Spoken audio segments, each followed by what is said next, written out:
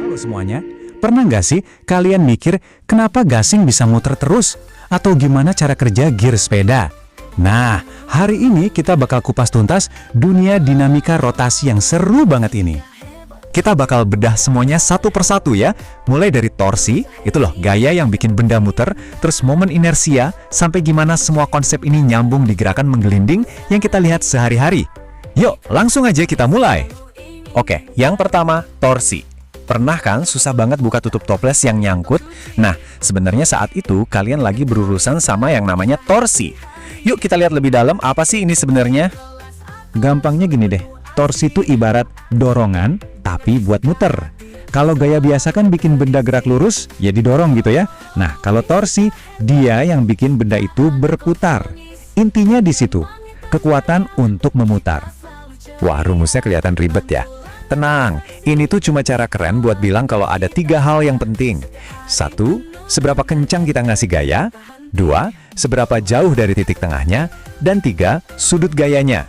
Gabungan ketiganya inilah yang nentuin seberapa besar torsi yang dihasilkan. Jadi, kesimpulannya gampang banget. Kalau mau gerak lurus, butuh gaya. Kalau mau gerak muter, butuh torsi.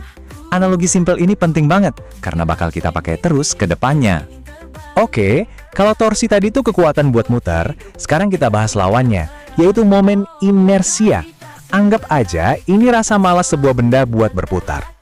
Pernah nggak nyobain muterin komedi puter pas kosong, terus bandingin sama pas lagi penuh orang? Jelas lebih berat pas penuh kan? Nah, itu dia. Momen inersianya lebih gede. Jadi momen inersia itu sebenarnya ukuran seberapa ogah suatu benda untuk mulai atau berhenti berputar. Nah, kalau buat partikel yang kecil banget, ngitungnya gampang. Cuma masanya dikali kuadrat jaraknya ke pusat putaran. Simpel kan? Makin jauh partikelnya, makin susah buat diputerin. Tapi kan di dunia nyata kita jarang lihat partikel doang. Kita lihatnya bola, piringan, silinder. Nah, buat benda-benda ini, rumusnya sedikit beda. Ada tambahan faktor K yang bergantung sama bentuknya. Makanya bola pejal itu lebih gampang muter daripada cincin kosong, meskipun masanya sama. Soalnya sebaran masanya beda. Nah, ini dia perbandingan penting lainnya yang harus kita ingat. Momen inersia di gerak rotasi itu perannya persis kayak massa di gerak lurus. Dua-duanya sama-sama mengukur kelembaman, alias perlawanan terhadap perubahan gerak. Oke, sekarang bagian serunya nih. Kita udah punya torsi, si kekuatan putar, dan momen inersia, si massa putar. Terus gimana kalau dua-duanya kita satuin? Jawabannya, kita dapat hukum kedua Newton, tapi versi rotasi. Kalian ingat FMA, kan? Nah, ini kembarannya persis buat dunia rotasi. Rumus ini intinya bilang, torsi total itu sama dengan momen inersia dikali percepatan sudutnya.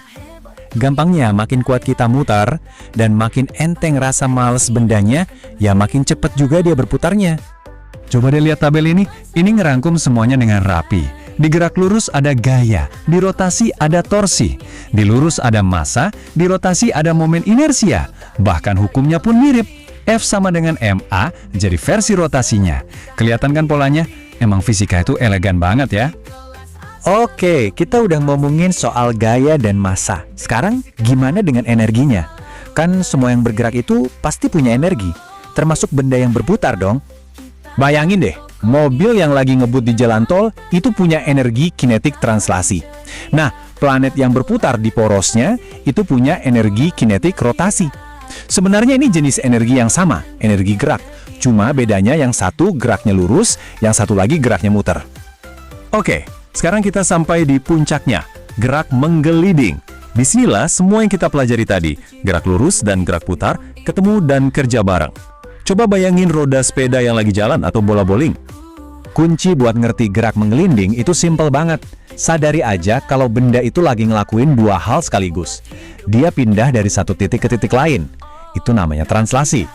Tapi di saat yang sama, dia juga muter pada porosnya. Itu namanya rotasi. Nah, karena gerakannya ada 2 macam, energinya juga ada 2 macam. Jadi, energi kinetik totalnya ya tinggal dijumlahin aja. Energi dari gerak lurusnya ditambah energi dari gerak putarnya. Masuk akal kan? Dan pastinya ada rumusnya dong. Coba perhatiin deh. Rumus ini cuma ngejumlahin 2 energi yang barusan kita omongin. Bagian yang pertama, itu energi kinetik lurus yang udah biasa kita lihat. Dan bagian kedua itu energi kinetik rotasi yang baru kita pelajari. Keren kan? Oke, kita rangkum sedikit ya. Inti dari semua ini adalah hampir setiap konsep di gerak lurus, mau itu gaya, massa, energi, ternyata punya kembaran yang persis sama di gerak rotasi. Ini kayak dua dunia yang saling mencerminkan satu sama lain. Nah, sebagai penutup, saya punya tantangan nih buat kalian. Coba bayangin, kalau ada bola pejal sama silinder berongga, masanya sama, jari-jarinya juga sama, terus dilombain buat turun dari bidang miring. Kira-kira siapa yang bakal menang? Cluenya semuanya balik lagi ke momen inersia dan gimana tiap bentuk benda itu ngebagi energinya antara gerak maju dan gerak muter. Coba deh dipikirin.